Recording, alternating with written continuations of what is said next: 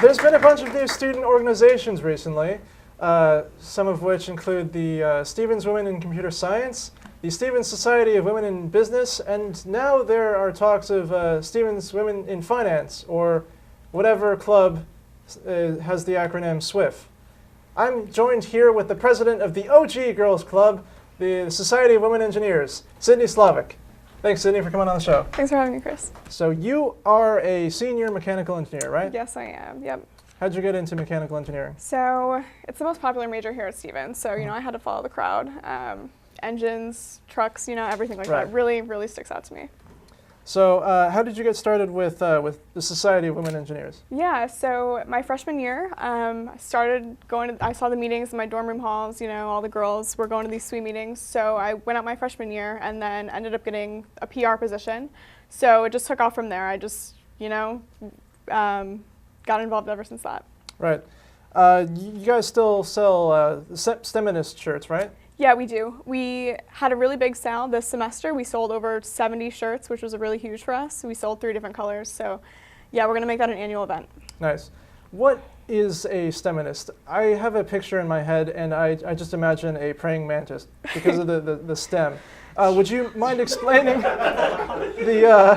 what it actually means? The praying mantis is really what it means, so I'm glad you figured that out. But we like to think that it just involves people from all backgrounds, women, males, everyone being involved in STEM and working together to make STEM a big major that we're all proud to be a part of.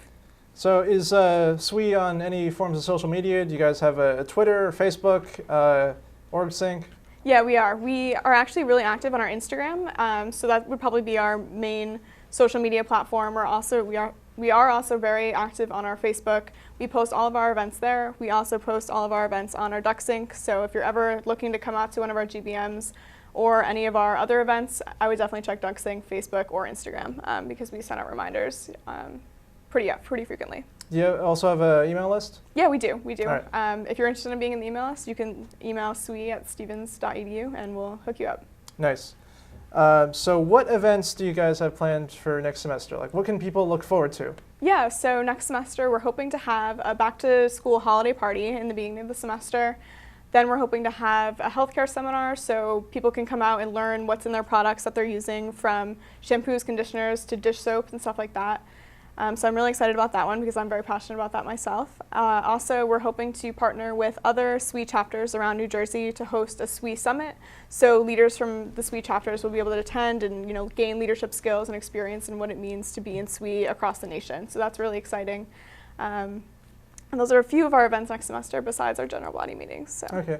I noticed that you guys had kept the 100% that you requested for the spring semester. And I think I know why. It's because you didn't budget for an egg painting event. How could you? 3 other organizations did it. That's probably why. We just knew it would be cut anyway. So. All right. I see what you're on too. So with the formation of, getting into a serious topic, with the formation of SWICS and SWIB, have you noticed in the past semester or two that attendance at SWE meetings has been decreasing? Yeah, we have. So normally our attendance at the beginning of the semester is very high anyway. Yep. You have the influx of freshmen who are all really excited to come out to the meetings. So we had over 80 people at our first GBM, and I think at our last one we had maybe 10 people. So I definitely think that the creation of the Computer Science, Women in Computer Science Club, as well as Women in Business, has attributed to that decrease in attendance. So you would be correct in saying that, I think. So what keeps people coming back to SWE meetings week after week? Like, what differentiates you guys? Is it the fondue? Yes, well, our fondue night is one of our most popular events. We just had that last week and went really well. I also think that the draw to the amount of people that we have like over 400 people on our mailing list, so we always have different people coming out. We have different speakers usually, and just a lot of opportunity. Our national conference is also huge, so normally people who are looking to go to that conference also attend our meetings and are just very involved in SWE. Nice.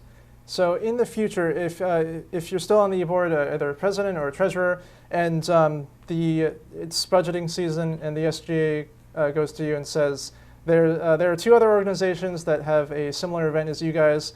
We're going to cut your event, and you guys should contact this other organization for a co-sponsorship. How would you defend your event and keep it within SWE? Yeah, so I think I would really highlight just what SWE has done for this campus and just what SWE is all about.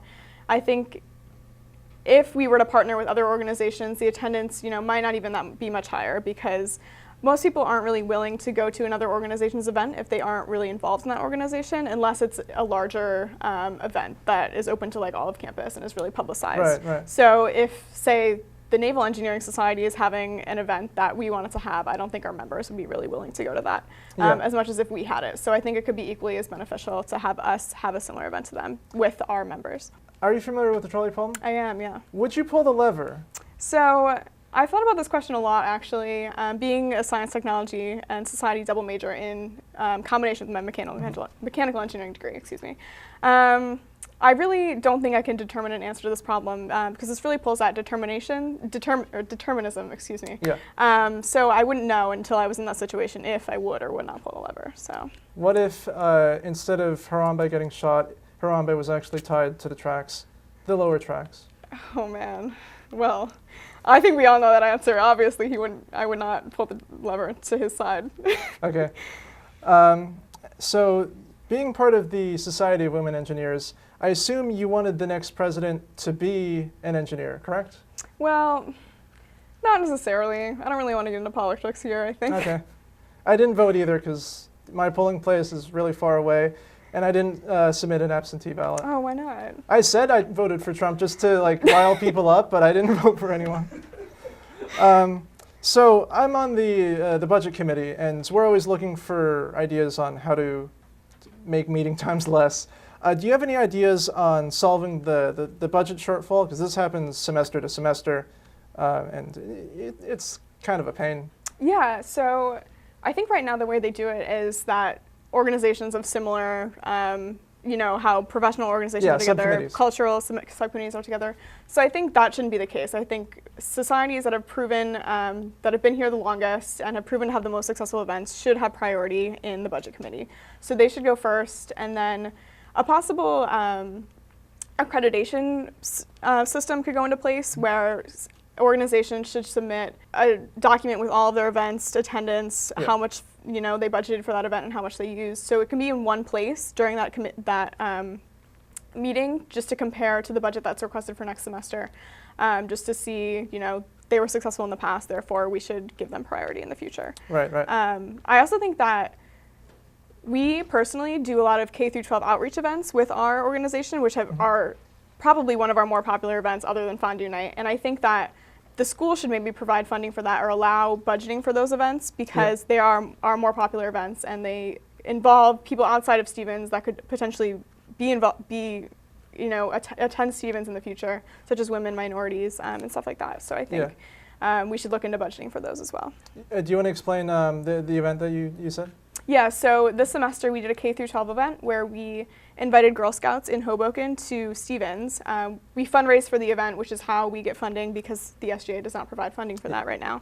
So we hosted an event with them. We took them on a tour of Davidson Lab, and we also played little games. So we made them, create, I don't know how to describe it, but we made them create like a tunnel system like on the wall using like toilet paper rolls, bottles, and stuff like that. So they were able to figure out, see the effects of gravity and stuff like that. So it was really popular event. Nice. There are currently 4 open positions for senior senators.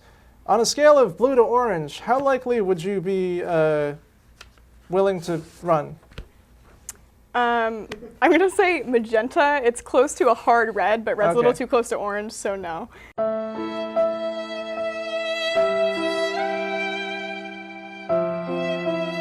All right. It's all right. So that's all the questions I had. Thanks for coming on the show. Yeah, thanks for having me.